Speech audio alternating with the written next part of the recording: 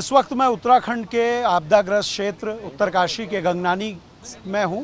गंगनानी से करीब 4 किलोमीटर दूर यहाँ बीआरओ का ब्रिज टूटा हुआ है और कांग्रेस के प्रदेश अध्यक्ष करण मेहरा इस वक्त यहाँ पहुँचे हैं। करण जी, किस तरह से आपने देखा, आप पैदल सफ़र करते हुए आए, लोगों से मिले भी, क्या हालात हैं, क्या बात हुई प्रशासनिक अधिकारियों से लेके और लोगों से? देखिए 45 घंटे में आज वहाँ डॉक्टर्स और उनको भेज पाए हैं हम लोग। और मैं धन्यवाद देना चाहता हूँ आईटीबीपी और फ़ौज के लोगों को, जिनके अपने साथी लापता हैं। 10 लोग तो फ़ौज के गायब हैं, उसके बाद भी वो अपने सीमित साधन जो उनके पास थे उससे लोगों की मदद कर रहे हैं। आईटीबीपी ने तो मेडिकल कैंप लगाया है, सीमित दवाइयाँ उनके पास होंगी, लेकिन वो कर रहे हैं तोपांग में। मैं उनको सैल्यूट करता हूँ। लेकिन हम कुछ अभी 45 घंटे में नहीं कर पाए। कल शाम से चिनुक लगा है और मेरा ये मानना है कि वहाँ कुछ पोकलैंड्स इत्यादि उतारनी चाहिए बाई हवाई मार्ग से, ताकि राहत कार्य तेज़ी से हो सके।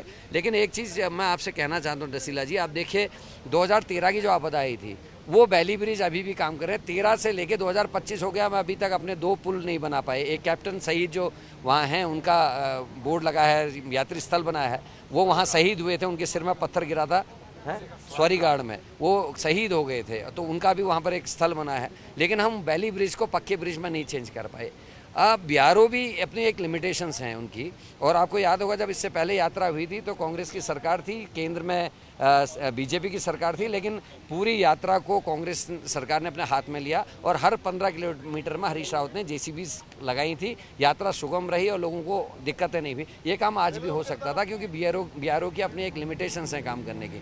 और जिस तरीके से एसडीआरएफ एनडीआरएफ आज वहाँ पहुँचने लगी हैं हवाई मार्ग से, ये तेज़ी से काम हो।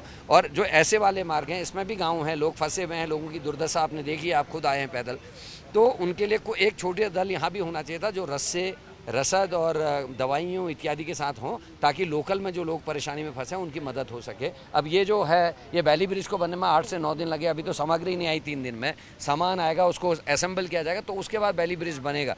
तो ये ऐसी जगहों में सीढ़ियाँ लगा के नीचे, जैसे पानी कम हो गया, सीढ़ी लगा के रस्सों की मदद से लोगों को आर पार जाया जा सकता है। कई लोगों के बच्चे और परिवार उधर फंसे हुए हैं, कुछ के इधर फंसे हुए हैं, कोई स्कूल गया था वहाँ से वापस नहीं आ पाया, कोई किसी घर में गया था वापस नहीं आया। तो ये एक अजीब सा माहौल है और इस पर बहुत शांत मन से लोकल प्रशासन को ध्यान देके इन सारी चीज़ों में, छोटी छोटी चीज़ों में काम करना चाहिए।